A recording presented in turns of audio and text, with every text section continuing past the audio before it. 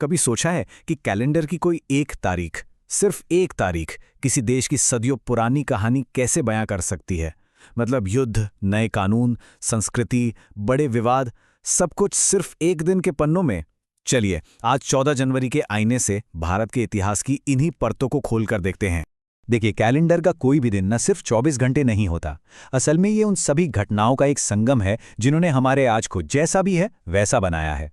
तो आज की हमारी ये पूरी पड़ताल इसी एक आइडिया पर है कि कैसे 14 जनवरी की तारीख हमें भारत के अलग अलग और कभी-कभी उलझे हुए इतिहास की एक यात्रा पर ले जा सकती है। तो हमारा सफर कुछ ऐसा रहेगा।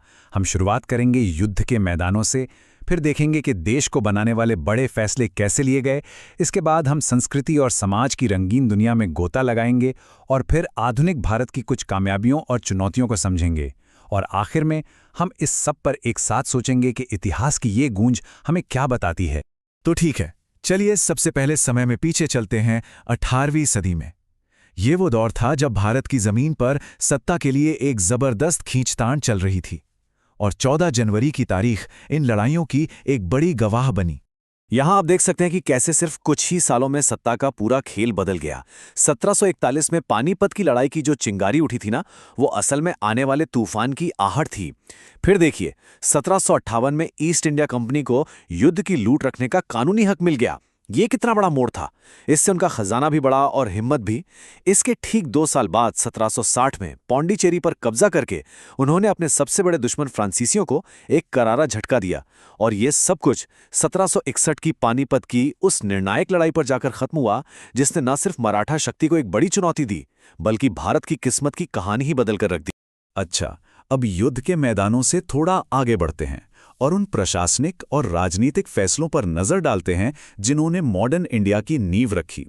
14 जनवरी की तारीख इन बड़े पलों की भी गवाह रही है। देखिए, किसी भी देश की रीढ़ की हड्डी ना उसकी अर्थव्यवस्था होती है, और इसी दिशा में एक बहुत बड़ा कदम 1960 में उठाया गया, जब भारतीय रिजर्व बैंक यानी आरबीआई को एक रेगुलेटर के तौर पे स्थापित किया गया। ये सिर्फ एक बैंक बनाना नहीं था, ये भारत की आर्थिक आज़ादी और स्थिरता की नींव रखने जैसा था। देश की इकोनॉमी को एक दिशा देने के लिए ये बहुत जरूरी था। 1969 में मद्रास राज्य का नाम बदलकर तमिलनाडु कर दिया गया। ये सिर्फ नाम बदलना नहीं था, ये भाषा और क्षेत्रीय पहचान को सम्मान देने की तरफ एक बहुत ही बड़ा और सिंबॉलिक कदम था।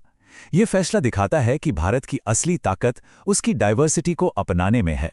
और ये भी पता चलता है कि देश को बनाना कोई एक दिन का काम नहीं है, ये एक लगातार चलने वाला प्रोसेस है।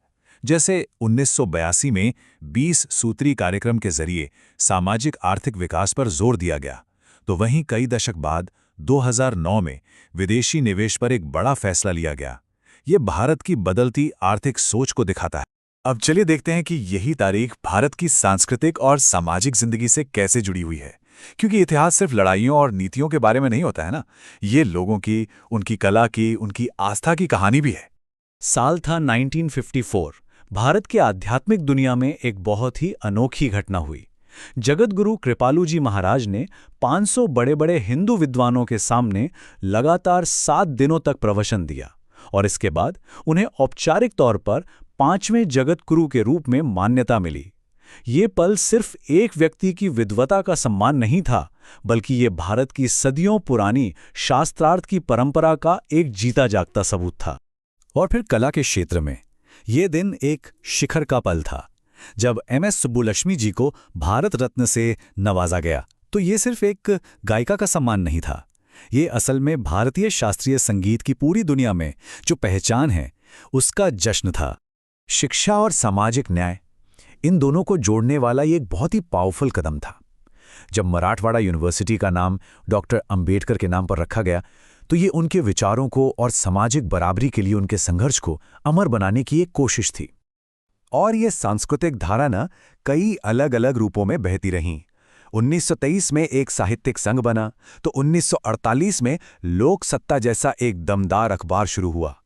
1989 में प्रयागराज में महाकुंभ का आयोजन हुआ, आस्था का वो विशाल संगम। और फिर साल 2000 में बाबा आमटे जैसे महान समाज सेवक को गांधी शांति पुरस्कार से सम्मानित किया गया।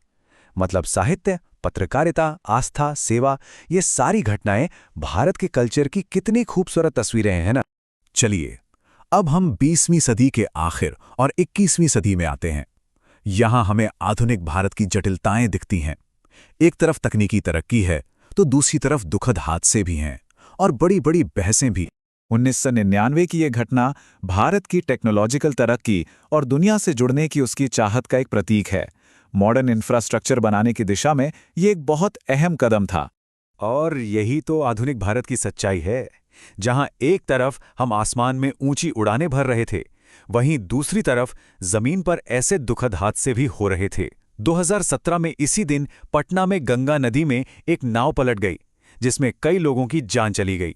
ये घटना हमें एक दर्दनाक तरीके से याद दिलाती है कि तरक्की की राह में सुरक्षा और बेसिक इंफ्रास्ट्रक्चर की चुनौतियां आज भी हमारे सामने हैं।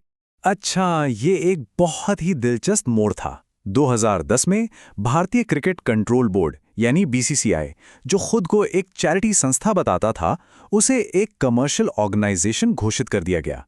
इस फैसले ने भारत में स्पोर्ट्स एडमिनिस्ट्रेशन और उसके कमर्शियलाइजेशन पर एक बहुत बड़ी बहस छेड़ दी। आधुनिक भारत में राजनीतिक और संवैधानिक बहसें भी काफी तेज हुई हैं। ऐसा ही एक सवाल तब उठा जब एक राज्य ने सीधे सीधे केंद्र सरकार के एक कानून को चुनौती दे दी। साल 2020 में केरल सरकार ने नागरिकता संशोधन अधिनियम यानी CAA को सुप्रीम कोर्ट में चुनौती दी। ये घटना भारतीय फेडरलिज्म और केंद्र राज्य के रिश्तों पर एक बहुत ही महत्वपूर्ण संवैधानिक चर्चा का केंद्र बन गई, और ऐसा करने वाला केरल पहला राज्य था। तो इन सभी अलग अलग घटनाओं को एक साथ पिरोने के बाद ये 14 जनवरी की तारीख आखिर हमें सिखाती क्या है? ये हमें युद्ध, निर्माण, संस्कृति और संघर्ष की एक मिली-जुली एक बहुत ही कॉम्प्लेक्स कहानी सुनाती है। तो आखिर में ये एक सवाल हमारे सामने खड़ा होता है, क्या इतिहास सिर्फ आगे बढ़ने की एक सीधी लाइन है, या क्या हम उन्हीं पैटर्न्स को, उन्हीं घटनाओं को बार बार दोहराते रहते हैं? शायद सच्चाई इन दोनों के कहीं बीच में है, जहां हर एक दिन अपने अंदर अतीत की गूंज और भविष्य की संभावना दोनों को एक साथ समेटे हुए है।